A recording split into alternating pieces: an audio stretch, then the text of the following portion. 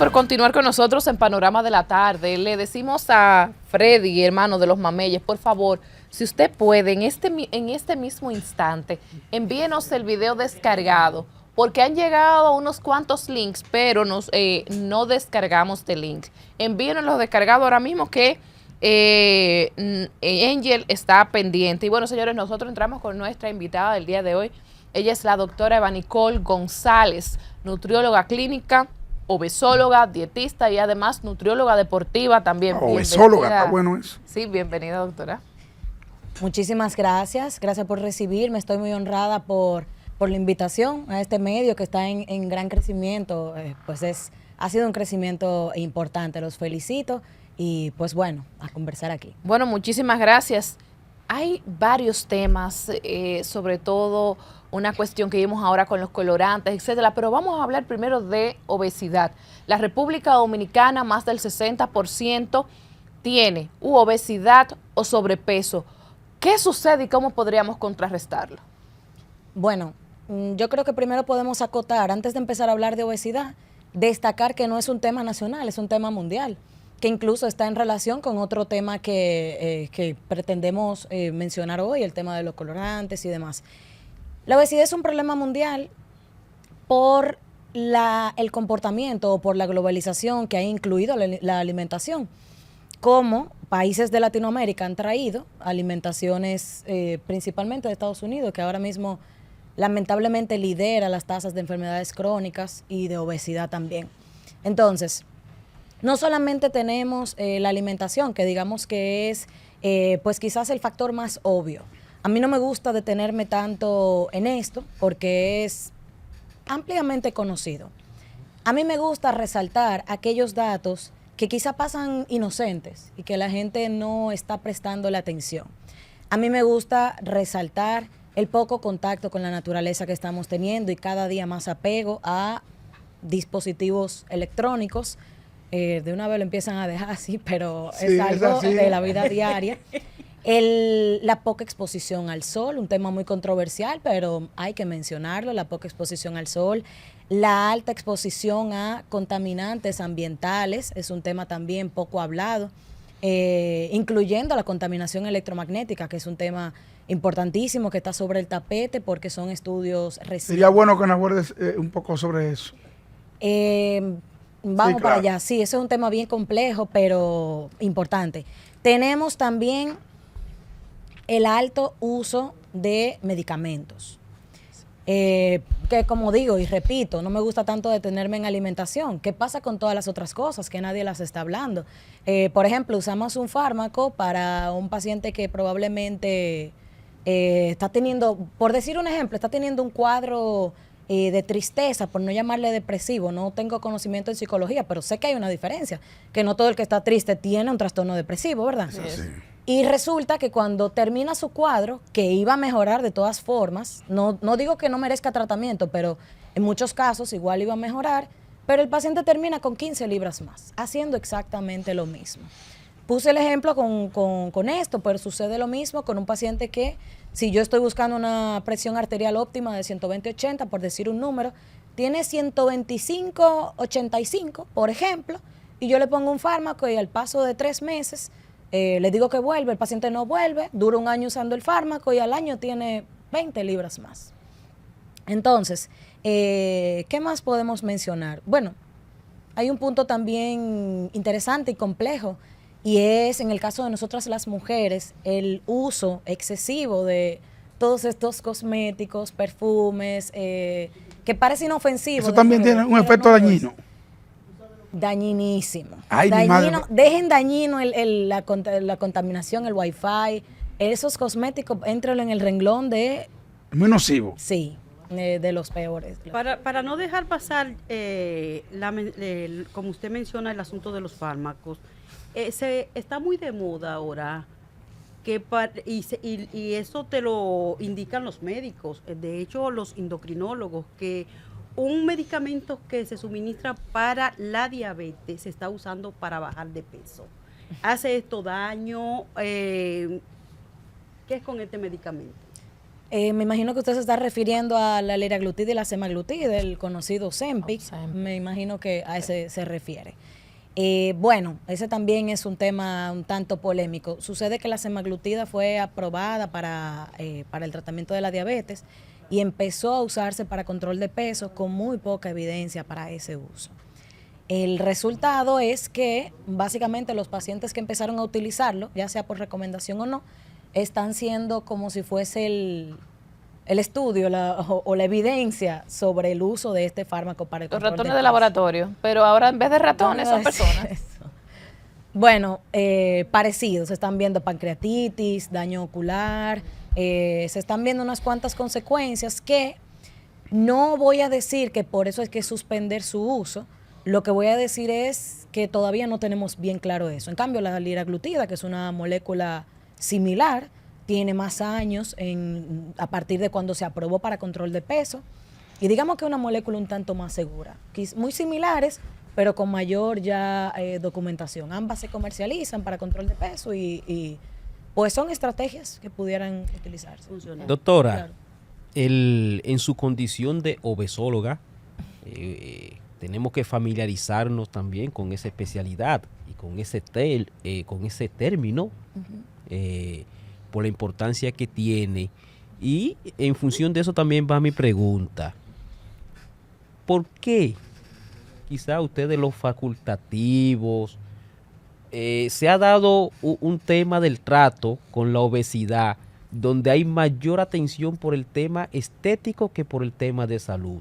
Yo creo que una serie de elementos que hay promoviendo una serie de factores y de temas le han quitado un tanto el control a la clase médica, que tiene que concientizar más sobre la base de un tema de salud, y eso quizá le ha perjudicado a que la población pueda razonar sobre realmente en el tema de salud qué tanto puede afectar.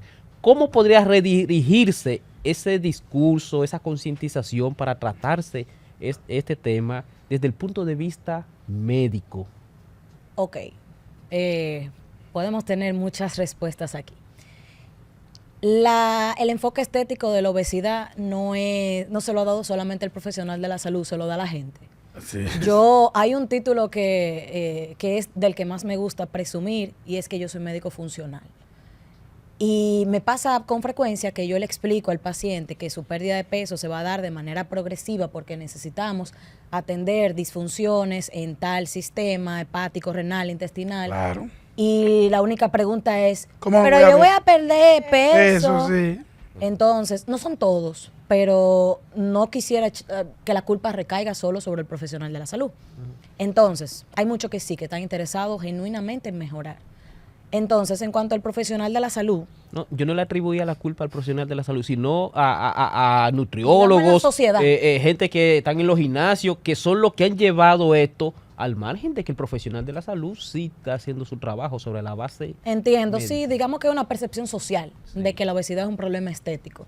Incluso, bueno, no sé si deba tocarse, pero ni siquiera las aseguradoras han logrado entender que la obesidad no es un tema estético. Por supuesto. Una cirugía bariátrica la ven Estético. como algo estético. Y No, a ellos le Y eso conviene de eso. salud. A ellos le conviene Claro, todo claro. lo que incluya un servicio del catálogo. Y esto A es ellos le salud, conviene. y esto es salud. Pero eso en Es negocio para eso ellos. en este país, porque en Estados Unidos Ya lo van asimilando, sí, Claro. claro. Sí, así mismo. no tenía conocimiento de eso, pero sí sé que en el país hay 2 hospitales que están ofreciendo cirugía bariátrica a bajo costo por propia iniciativa de los cirujanos y de los hospitales, porque, cónchale, es casi una labor social, Claro, porque claro. a ciertos pacientes no van a tener $7,000, $6,000 para cubrir lo que cuesta. Pero volviendo, digamos que la sociedad, el sistema de salud, las aseguradoras, el personal médico, los nutriólogos, que ha considerado esto un problema estético, y evidentemente, o no evidentemente, pero efectivamente no es un problema estético. La obesidad está asociada con todas las causas de mortalidad.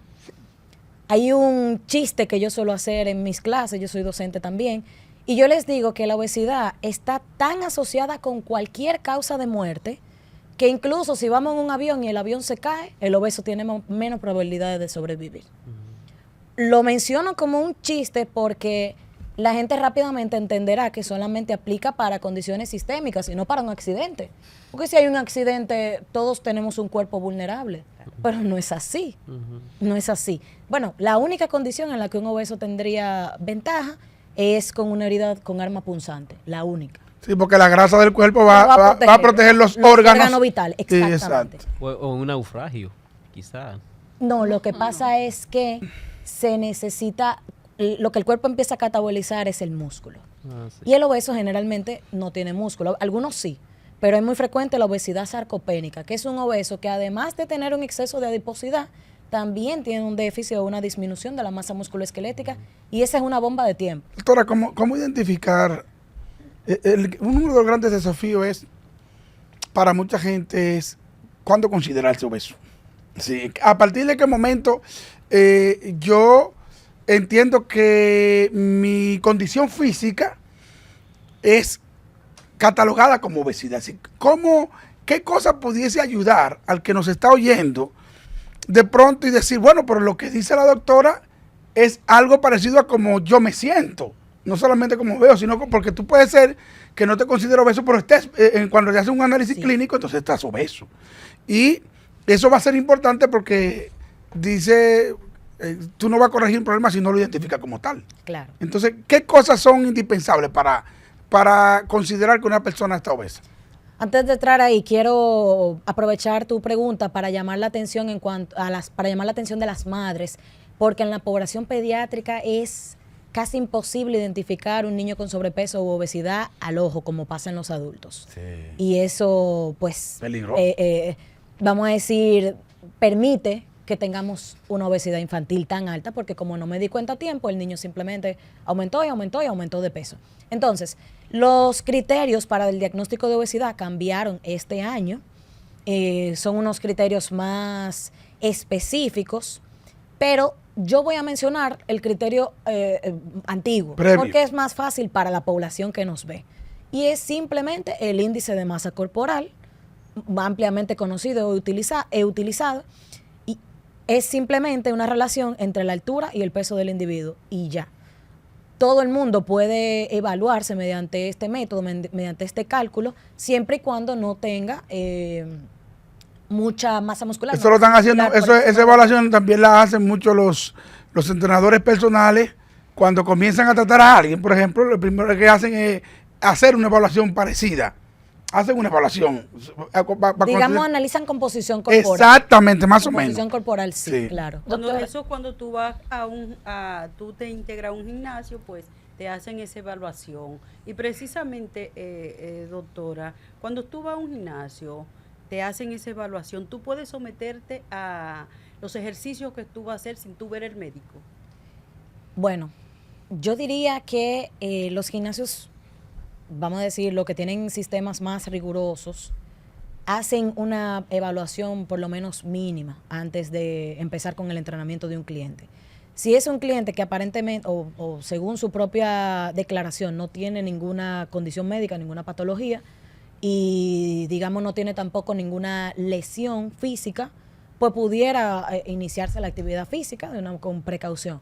Pero si es un paciente con alguna cardiopatía, con alguna enfermedad metabólica, con una enfermedad autoinmune, necesita una evaluación médica primero y una autorización médica. Doctora, hemos visto un incremento realmente dramático de casos de ciudadanos con diabetes en la República Dominicana. Se habla de que cerca del 15% de la población dominicana estaría padeciendo esto.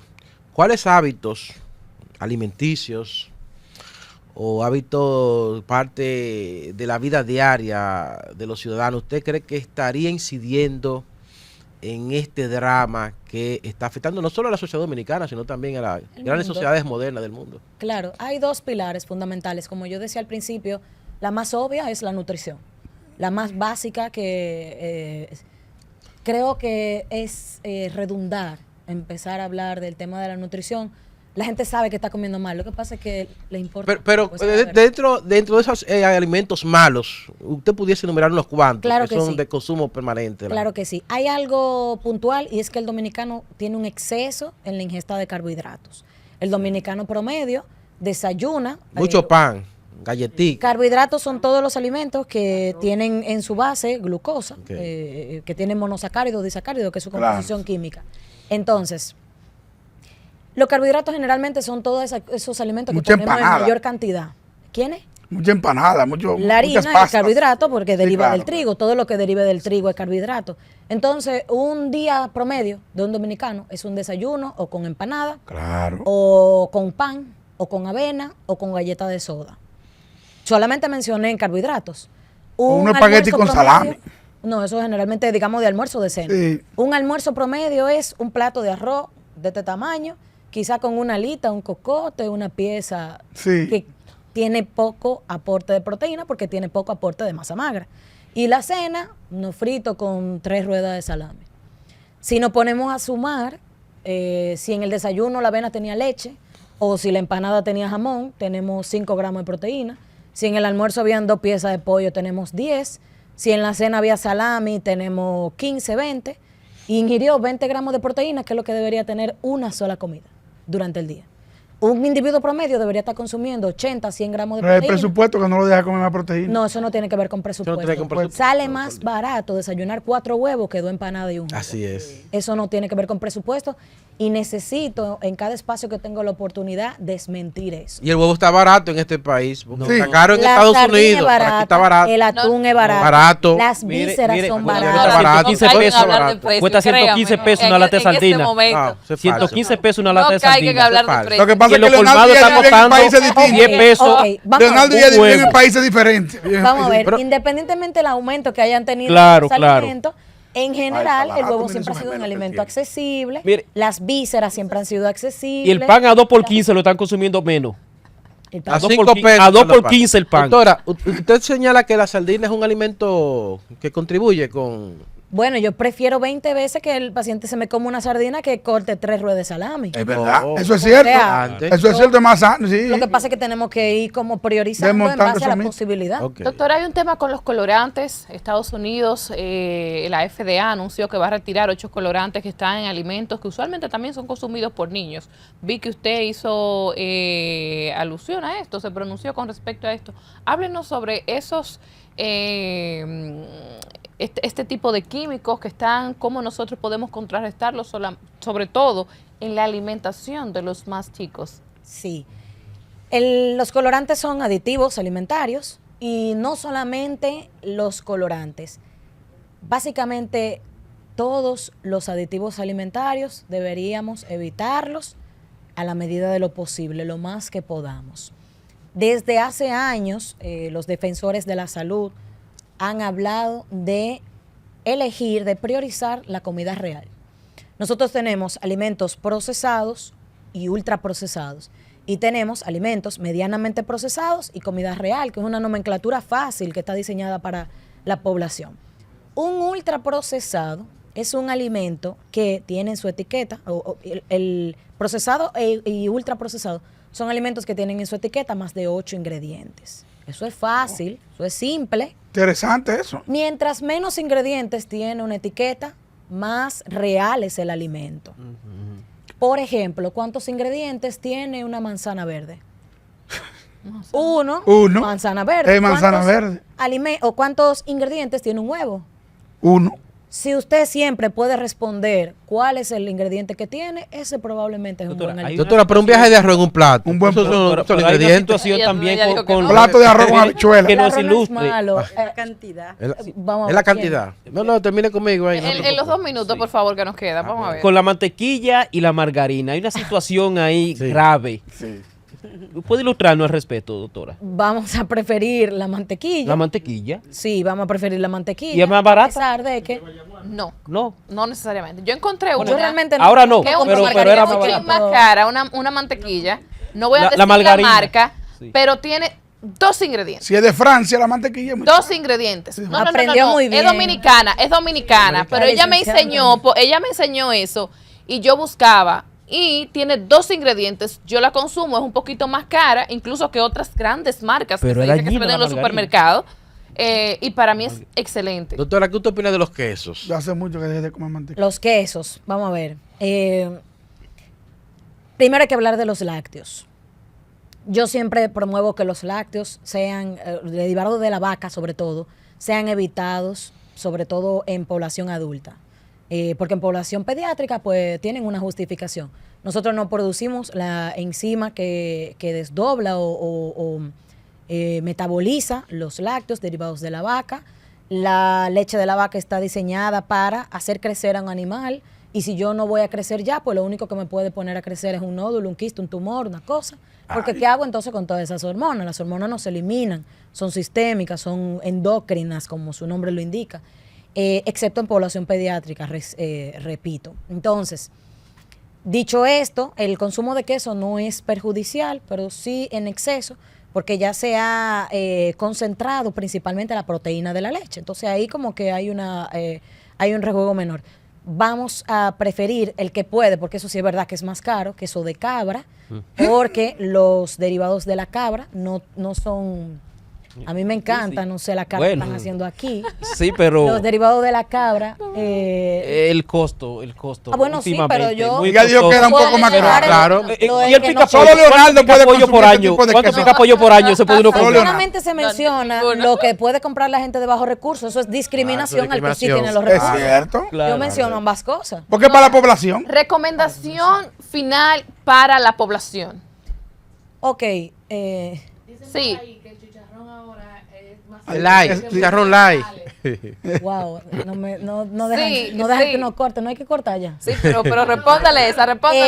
Ok, el cuero de los animales tiene grasa, que es grasa saturada, no grasa trans. La grasa trans es la única que tenemos que correr. La grasa trans está en ultraprocesados. Claro, si no se fríe en una grasa trans, porque entonces no estoy en nada. El cuerito de chicharrón vale. No frito, Frito en agua. no en agua. exceso, algo así. En su propia grasa. O en una grasa saludable, sí. Y tampoco en exceso. Y depende el paciente. A mí no me gusta generalizar. Si tiene colelitiasis, si es un paciente renal, si es un paciente Evita. con dislipidemia. No vamos a decir prohibido como tal, pero no igual que un paciente sano, quizá Claro, deportista, quizá eso. Recomendación final en un minuto, doctora. Recomendación final, en un minuto, yo diría que de manera general. Vamos a estimular a trabajar los músculos. La población tiene olvidada los músculos y cree que porque sale a caminar ya se ejercita, ya. Vamos a priorizar la proteína. El dominicano promedio consume aproximadamente un 90% de carbohidrato en su dieta. Para mí eso es alarmante, como ustedes no se imaginan. Todo lo que sea un 90% una cosa y 10% otra está desequilibrado, ¿verdad? No hay ni que ser médico. Priorizar la proteína y la grasa buena, o sea, que no sea trans. Vamos a exponernos a la naturaleza, tener contacto con la naturaleza. Vamos a cuidar las cosas que nos untamos, con lo que nos bañamos, el desodorante, la pasta de dientes. Todo lo que usted cree inofensivo, cuide de ello. De hecho, hay colorantes en los cosméticos de los que está proponiendo Estados Unidos prohibir definitivamente, para que se entienda lo importante que es. Vamos a, a priorizar vegetales, vamos a cuidar los utensilios que utilizamos, los utensilios de cocina, los utensilios con los que preparamos. El plástico. Sí. Sí, el plástico de todas partes. Yo creo que algo ahí aportamos. Bueno, la doctora Eva Nicole González las pueden encontrar también en las redes sociales para todos aquellos que deseen una consulta y conversar ya más detalladamente con ella. Doctora, muchísimas gracias por acompañarnos. Esta es su casa. Estamos abiertos para cuando usted lo considere.